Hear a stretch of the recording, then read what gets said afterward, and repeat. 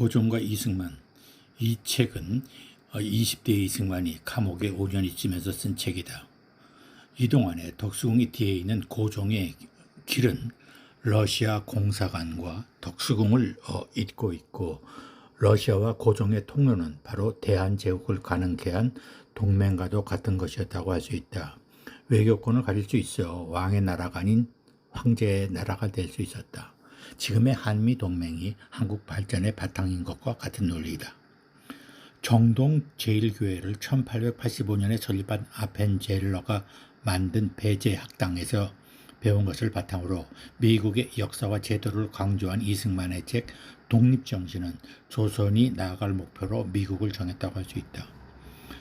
독립정신은 중국의 정신적으로 독립을 외친 책이라고 할 수 있다. 이 정신, 이 원칙을 가지고 망망대해 인생을 살아갔다고 할 수 있다. 이승만이 20대 감옥에서 5년 8개월 있으면서 쓴 책인 독립정신은 총 51장으로 원칙과 행동 강령, 목표와 비전, 헌법적, 국제법적인 관심사, 역사적 상황 해석 등 지금도 교재로 어색하지 않을 만큼 당시로는 아주 새로운 내용이었을 것이다. 고종이 러시아 공사관으로 가는 동안 이승만은 한정 감옥에서 꿈속에서 미국으로 갔을 것이다. 이 책의 전반부는 정신적인 독립을 위한 많은 원칙을 제시했는데, 예를 들면 제3장에 자신의 직책을 다하지 못하면 화를 당한다. 제24장 백성의 마음이 먼저 자유로워야 한다 에서 제시한 8원칙, 그리고 다시 마지막 장에서 6대 행동 강령을 제시하고 있다. 정신 독립의 8원칙은 다음과 같다. 첫째, 반상의 구분을 깨뜨려야 한다. 둘째, 생각을 제 뜻대로 해야 한다. 셋째, 사람들이 벼슬에 복종하는 노예사상을 면해야 한다. 넷째, 사람의 마음은 세력에 의지하기를 좋아한다. 다섯째, 사람들이 사적인 생각에서 벗어나지 못한다. 여섯째, 사람들의 생각이 구습을 벗어나지 못한다. 일곱 번째, 사람들의 마음이 거짓말을 하는 악습에 물들어 있다. 여덟 번째, 사람에게 만물을 다스릴 권리가 있음을 알지 못하는 패단이 있다. 마지막으로 6대 행동 실천 강령을 요약하면, 세계와 통하라, 신학문을 공부하라, 외교를 잘해야 한다, 주권을 소중히 해야 한다, 의리를 중요해야 한다, 자유 권리를 중히 여겨야 한다. 전반부가 정신적인 독립이라면 후반부는 개국 후 강화도 조약 이후 이모군란 등 청일전쟁까지 청해 속방주장, 교활한 속방 논리를 사건마다 제시하며 정치적으로 중국으로부터의 독립의식을 고취했다. 이 책이 가지고 있는 조약 중심의 당시 만국공법에서 조선이 너무 무지했고, 따라서 외교는 조선이 근대화하기 위한 선결 조건이었고, 국제법 문제를 풀 수 있는 정치가가 필요한 시대였다. 이승만의 독립투쟁은 3단계로 나눌 수 있다. 첫째, 중국으로부터의 정신적인 독립. 둘째, 일본에서의 국제법적인 해방. 세 번째, 소련 공산주의자와의 전쟁. 이 3단계를 극복하여 미국 자본주의 사회에 도착해 한 것이 이승만의 투쟁이었고, 이 책은 첫 단계인 중국으로부터의 정신적인 독립이라고 할 수 있다. 고종의 길 반대편에는 을사조약이 맺어진 중명전이 있다.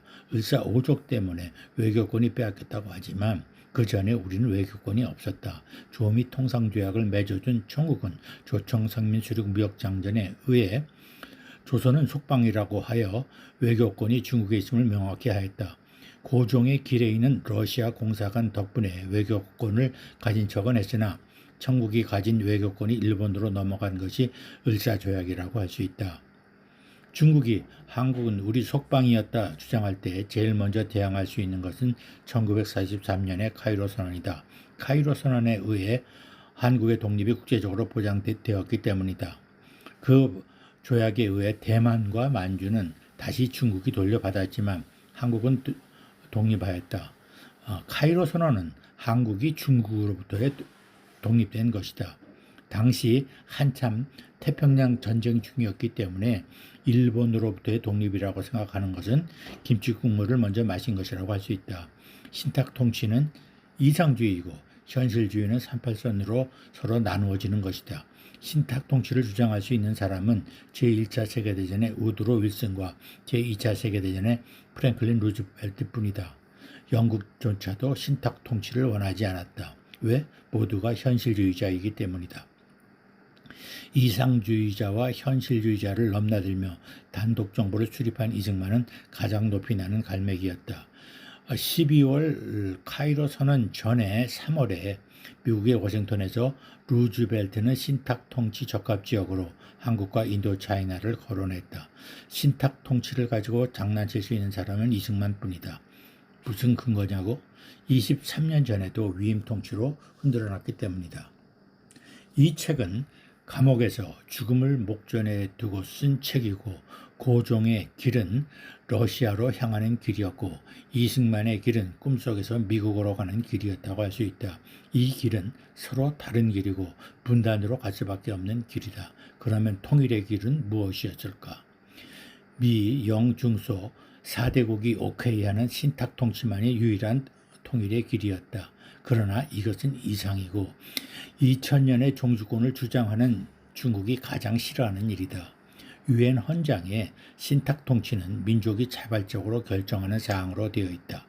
해방 전에도 중국 땅에서 조선인 사이에 신탁 통치 반대 운동이 임시정부도 모르게 진행되었고 해방 후에는 김구의 임시정부가 신탁 통치의 찬성자 처단령까지 내리고 극렬하게 저항했다. 감사합니다.